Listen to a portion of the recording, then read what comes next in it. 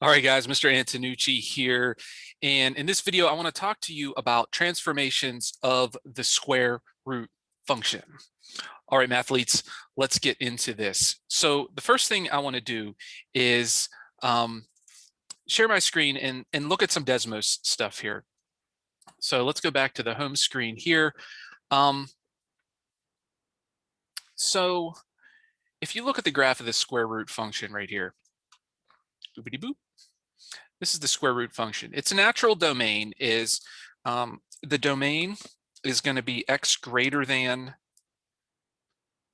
I just like to put a little d there, x greater than or equal to 0. And all that means is the numbers that you're allowed to plug in. Remember, you can't take the square root of a negative number if we're talking about real numbers. Of course, with imaginary numbers, you could do that, but that's beyond the scope of what we're talking about for this lesson today.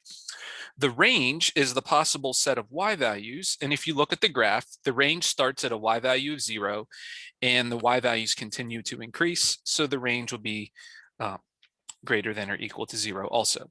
Nothing amazing there. But what we want to do is look at the transformations of the square root function. I put the general square root function up here. You could multiply the function by a number. You could add or subtract a number inside the square root, and you can also add or subtract a number outside of the square root. So first thing I want to look at is how the graph changes when you change one of these values. So again, here's the graph of square root of x. Notice that it went on top of the old one because we haven't done anything to it. If I add a number outside of the square root, like let's say +1, what did it do? How about +2, +3, +4, +5? It just keeps shifting the graph up that many units. And notice, let me bring it back down to 2 so you can see more of it. Notice that the domain is still the same because we didn't shift the graph left or right or do any reflections. We just shifted everything up 2 units. So that means the range now starts at 2, and the range would be y is greater than or equal to 2. Okay. And the same thing would happen if you subtracted. So you go down 2, down 3, down 4, down 5. Notice the starting point, instead of being at the origin, is shifted down 5 units. Okay, so it looks like when you add a number outside of the square root function, it shifts the graph of the square root function up or down that many units. What happens when you add or subtract a number inside? Well, let's add 1 inside the square root. Notice it shifted it 1 unit to the left. What do you think adding 2 is going to do? Shift it 2 units to the left. Adding 3, 3 units to the left. Adding 4, adding 5, and so forth and so on. So let's see what happens when you subtract. If you subtract 1, moves it 1 unit to the right. Subtract 2, 2 units to the right, and so forth and so on. So the idea is that when you're adding or subtracting a number inside the square root, it moves it left or right, but opposite the way you would think. So if I were to subtract 7, it's going to move it 7 units, not to the left, but to the right. See how the graph moves 7 units over here? Now, also, this doesn't affect the range because the graph didn't move up or down. The y values haven't changed, but it does shift the starting point. It shifts the starting point, in this case, over to 7. So the domain would be x values greater than or equal to 7. Okay? Now, let's talk about what happens when you multiply the square root function by a number. Now, if you multiply by 1, nothing's going to happen. It stays there. But if you multiply by 2, essentially what you're doing is you're multiplying all the y values by 2. So the graph is going to be 2 times as high. You multiply by 3, it's 3 times as high, 4 times as high, 5 times as high, so forth and so on. So the number you multiply is called a dilation. And if the number is bigger than 1, it's going to stretch it vertically. Look what happens if you do it by a half, or a third, or even 2/3. What that number does is the numbers between 0 and 1 is it's going to vertically compress the graph. That's also called a dilation. Now, one last thing that we could take care of here is what happens if you multiply by a negative? Guess what happens? Flips the graph over. Okay, now you have to be careful here.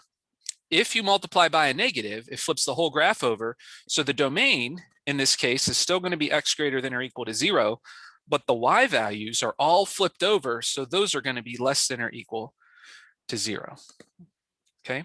You also may have a situation where you have multiple different transformations. So if I have, let's say, negative 1/2, x minus 2 plus 3, all kinds of crazy stuff going on here.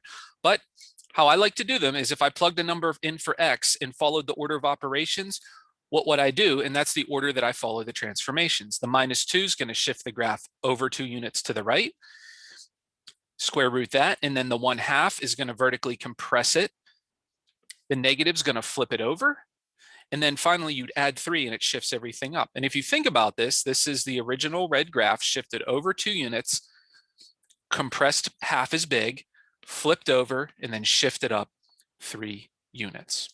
Okay, so now let's look at an example.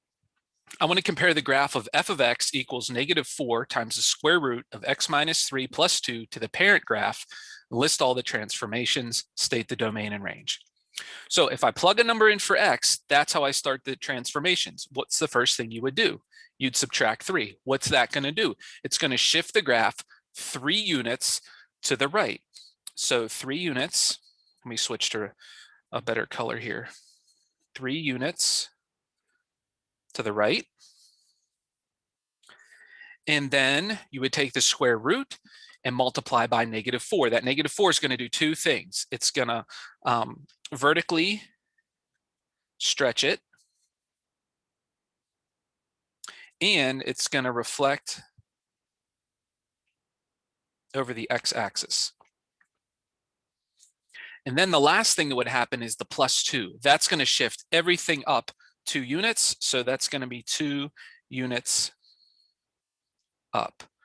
So what I like to do when I start to graph this is get the very first point. If I follow the original square root function starts at the origin. If I follow the transformations, I'm going to move 3 units to the right, and 2 units up. So my starting point will be right here.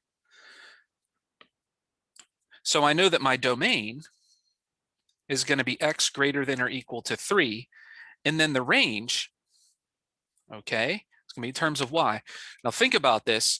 We had to move it 3 units to the right, flip it over, and stretch it by a factor of 4. So it's going to go down like this. I'm just sketching it.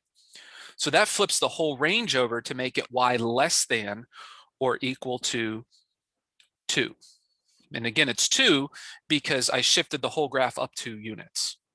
Okay, now let me clear this off and show you what the graph would now look like. So if I had -4 square root of x minus 3 plus 2. Now it's kind of zoomed out and they look totally different, but this is the original graph in red, the parent function. If you shift over 3 units, flip it over, stretch it, shift it up 2 units, that's what you'll have in the red graph there. All right, mathletes, hope that was helpful to you today in graphing transformations of square root functions. If you have a math question that you'd like me to maybe make a video about, shoot me a comment below, let me know, and maybe I'll make a video about it. Make sure you subscribe to the channel, hit that bell for notifications so that you know when new videos are uploaded. All right, make it a great day.